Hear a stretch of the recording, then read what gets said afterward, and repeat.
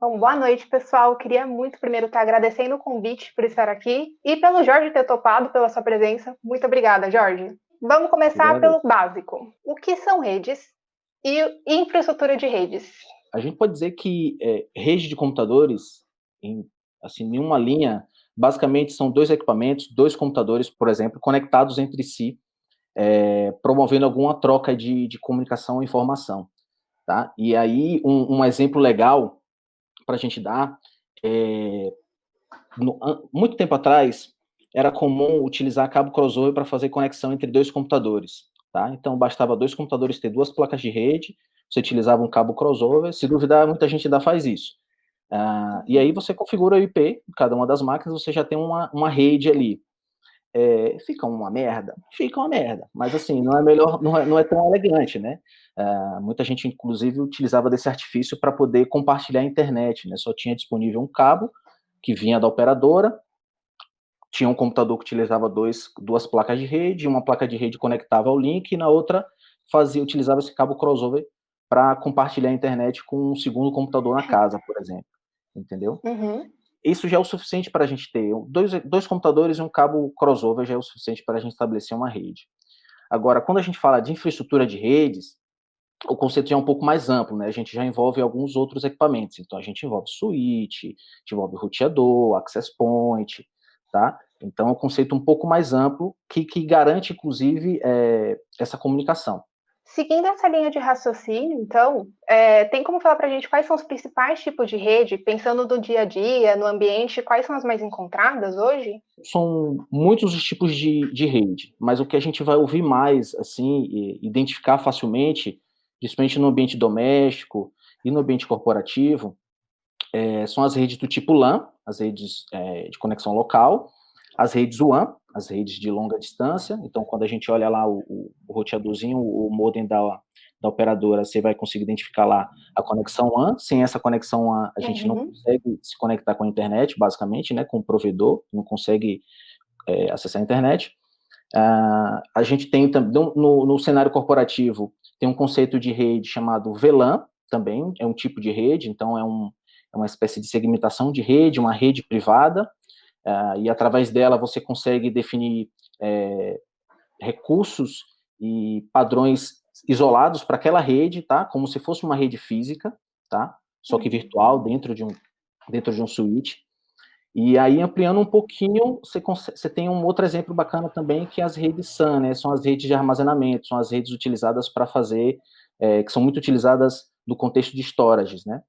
Então, eu Ah, citaria esses três, assim, para poder falar algumas letrinhas soltas, mas tem muitos tipos de rede, com certeza. mas a gente sabe que a rede é dividida em camadas e protocolos. Se a gente fosse elencar, né? Tem alguma que é mais importante, tem um estudo aprofundado em relação às outras? Vai depender um pouco da área de atuação da pessoa, tá? Porque se você me fizesse uma pergunta assim, Jorge, em uma única resposta, qual é a sua opinião?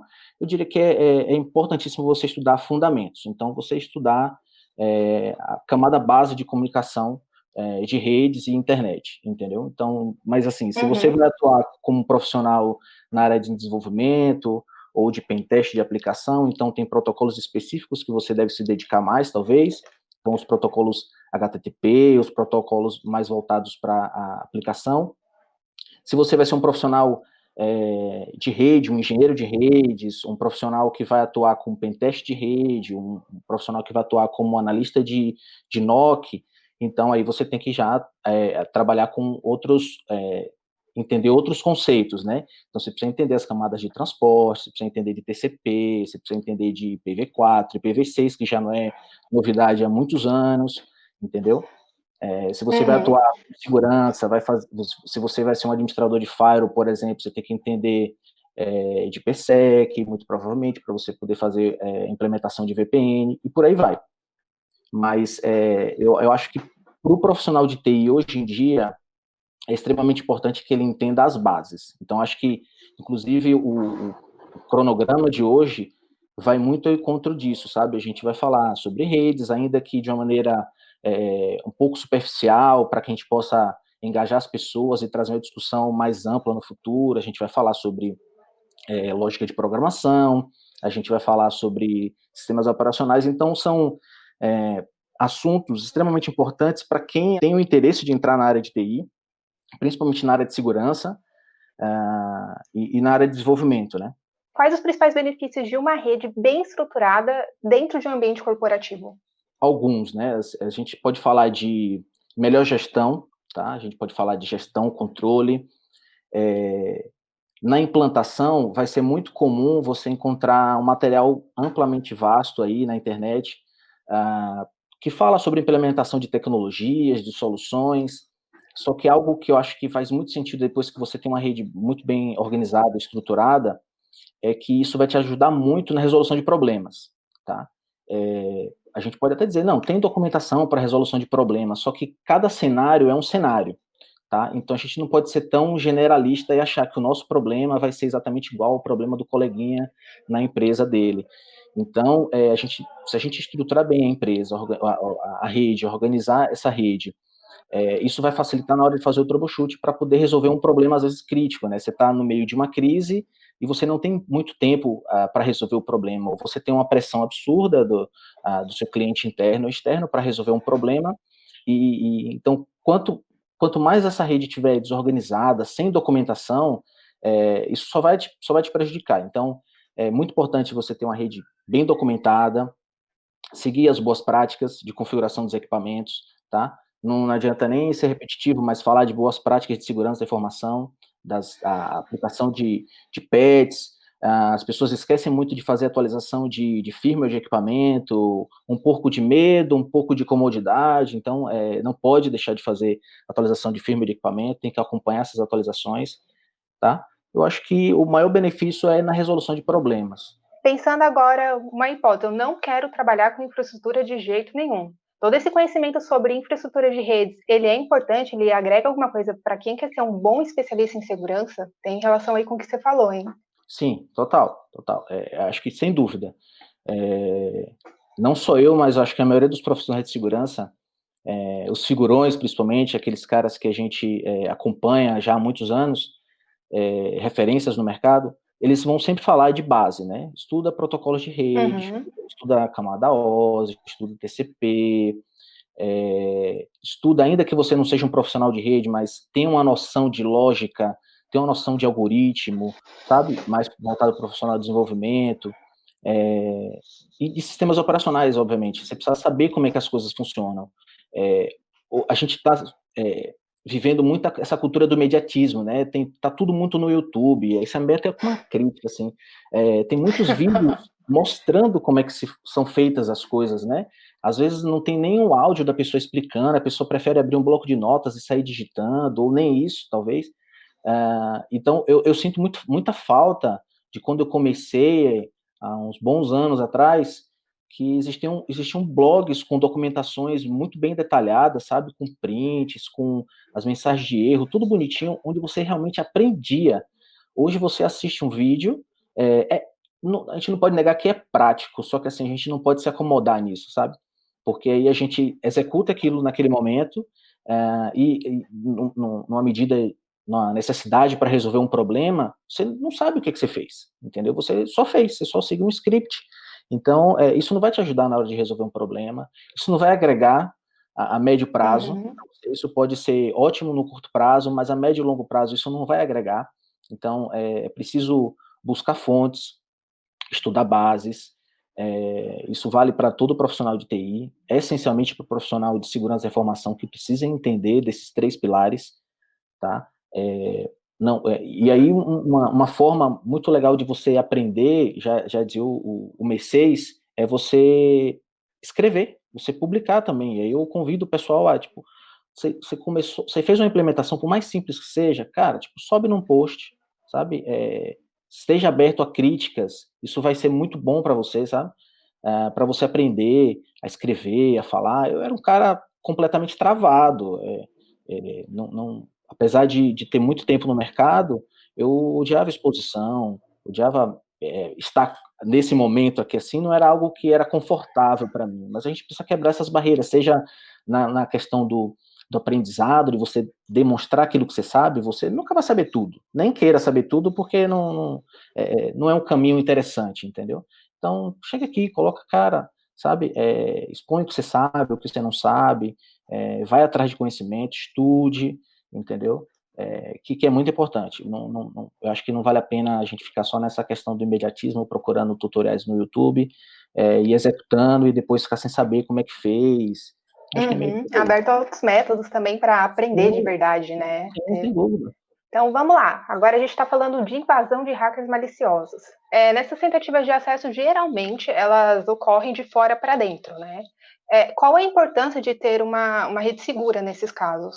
Bom, hoje a gente fala muito de programas de bug bounty, a gente fala muito de CTFs, e na minha visão, a gente tem colocado pouca luz num problema que é a própria rede, tá? Tudo bem que a gente está num contexto de home office para a maioria das empresas, mas o pentest de rede hoje, o que eu observo é que ele está muito limitado, principalmente a pentestes de aplicação, e no contexto de rede, ao reconhecimento de portas e por aí vai. Acho que falta a gente ir um pouquinho além disso, tá? Mas Uhum, hoje o cenário que eu observo são avaliações de vulnerabilidade mais voltadas para o contexto de aplicações web, tá? Então eu tenho visto certo. pouco pessoal fazendo exploração de vulnerabilidades em cima de equipamentos de rede, sabe? Inclusive focando nessa questão das atualizações de firmware, sabe? Muitos equipamentos hoje em dia estão vulneráveis e as pessoas nem sabem, né? Os roteadores residenciais, já surgiram várias notícias, pelo menos nos últimos 2, 3 anos, de equipamentos de operadoras conhecidas que foram comprometidos por conta de falhas nas atualizações de firmware. Mas, assim, voltando para a sua pergunta, a questão da proteção da rede, ela é extremamente importante, né? Hoje tem um contexto de cloud também envolvido nisso. Então, hoje, quando a gente não está protegendo a rede física de uma corporação, de uma empresa, a gente está olhando pelo menos para a cloud, né? Então, todo esse contexto da rede física, ele está espelhado ali na cloud, né?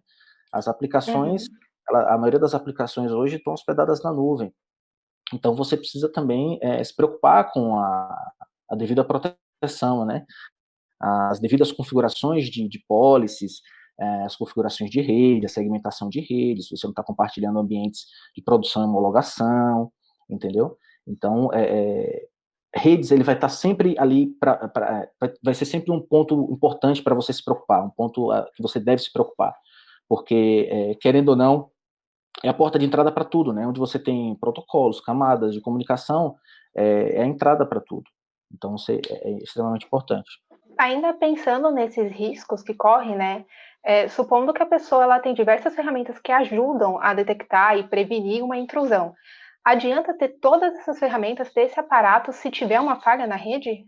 Só ferramenta não adianta, né? A gente tem aí ferramenta, tem um monte.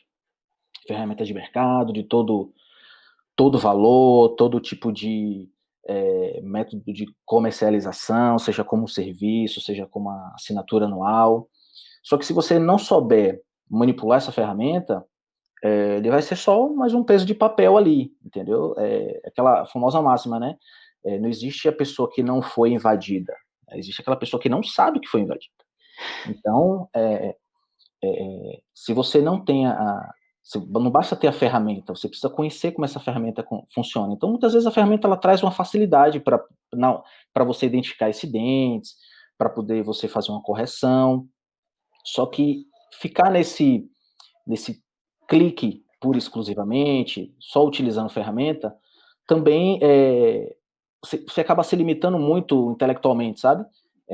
Eu sou Uhum. meio que, não vou dizer que eu sou contra as ferramentas obviamente ajudam e muito, só que só as ferramentas não é o suficiente, entendeu? Eu acho que durante toda essa conversa aqui, eu acho que eu falei muito disso, de busca conhecimento, não fique limitado a ferramentas, Sim. sabe? Então, não basta ter a ferramenta, tá? A ferramenta, muitas vezes, ferramentas de mercado, inclusive, elas vão ajudar e muito, porque elas têm por trás, junto com o seu custo, obviamente, você tem o suporte, você tem uma equipe de pesquisadores investigando vulnerabilidades, falhas dos mais diversos tipos, para poder te dar aquilo, de certa forma, mastigadas. As ferramentas são ótimas para poder automatizar processos, né? De modo geral. E isso vai auxiliar, principalmente quando você tem uma equipe reduzida, né? Você tem cenários hoje no Brasil de empresas que você tem um cara que cuida da rede, do firewall, que ainda dá suporte ao usuário, entendeu? Então, nesse caso, principalmente, a ferramenta vai ajudar em muito, entendeu? A, pelo menos, Entendi. a o dia a dia de trabalho desse profissional. Mas só fazer uso da ferramenta não garante que você está 100% seguro. Se essa ferramenta não estiver bem configurada, se ela não tiver, se você não seguir as boas práticas de atualização, se você não ler a documentação dela também não vai adiantar nada, porque muitas vezes você contrata a consultoria, ela implementa a solução e você, tá bom, só vou usar, só vou ficar olhando para a tela para ver quais são os eventos, e aí depois que eu ver o evento eu vou correr atrás para ver o que é. Não pode achar que a ferramenta vai fazer milagre, que não vai. Não vai fazer milagre, não pense, não deposite tanta confiança numa ferramenta pura exclusivamente, entendeu? Acho que acredite mais Uhum. no seu potencial e de analisar, de ser crítico, não, de entender aquele evento, o que é aquele evento, pô, mas será que está certo, será que não está certo, será que é um falso positivo, sabe, é um falso positivo, é um falso negativo, você precisa Sim. não só deixar essa ferramenta fazer tudo por você. Agora vamos ser bem positivos, hein? Existe uma blindagem 100% na rede? Não dá para ser positivo assim, não dá, não dá, não Tava dá, com esperança. não, pô, será que eu estou sendo tão negativo assim? Por favor, me dê esse feedback Poxa. aí. Mas, assim, gente, não existe segurança 100%, tá? Desculpa ser mensageiro de más notícias, mas não existe segurança 100%. Desiludindo todo mundo agora. Por favor, um choque de realidade, né? É, eu aprendi que segurança 100%, o mais próximo, mas nem tão próximo de uma segurança 100%, é um equipamento desconectado da tomada, da rede e enterrado. Ainda assim, com o disco criptografado, tem uma série de camadas, que segurança é feita de camadas, né? Então, quanto mais camadas você implementa, mais segurança você tem. Mas dificilmente, praticamente impossível, você vai ter segurança 100%. Você hoje tem grupos de pesquisa ao redor do mundo inteiro, desenvolvendo novas soluções, atualizando os protocolos atuais, estudando novas tecnologias, e ainda assim, novas vulnerabilidades são encontradas todos os dias. Todos os dias são encontradas novas vulnerabilidades. Então, nem todo esforço do mundo, feliz ou infelizmente, vai ser suficiente para a gente ter uma internet 100% segura. Eu acho que a segurança ela vai estar muito vinculada a três pontos que eu mesmo considero muito clichê, mas acho que é válido ressaltar, que a gente fala de processo, então, é, processos bem definidos, né, políticas bem definidas, bem desenhadas. A gente fala de tecnologia, então, implementação de boas práticas, das melhores soluções de segurança, bem configuradas, obviamente. E a gente tem que falar também de pessoas, né? As pessoas, elas estão Uhum. suscetíveis a falhas diariamente, a todo momento.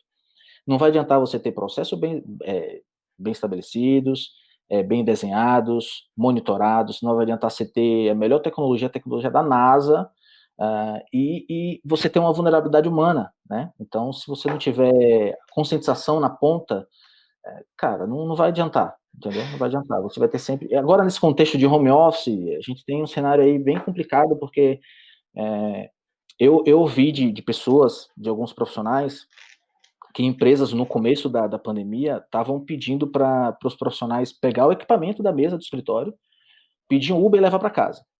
Naquele início de pandemia, aquela loucura. E eu ficava assim, Sim. como assim? Sabe? Você tem o pessoal, a gente acha que está levando segurança, né? Putz, o equipamento da empresa é seguro, mas esse equipamento não vai estar mais na empresa, ele vai estar na sua casa, na sua rede, sabe? Exato. Quão protegido está a sua rede? E a gente também tem um cenário do profissional que está usando equipamento pessoal, aquele que é compartilhado com pai, mãe, filho, para poder fazer aula online, para poder mandar mensagem no Zap, sabe? Para poder sair clicando em um monte de link. E também está sendo utilizado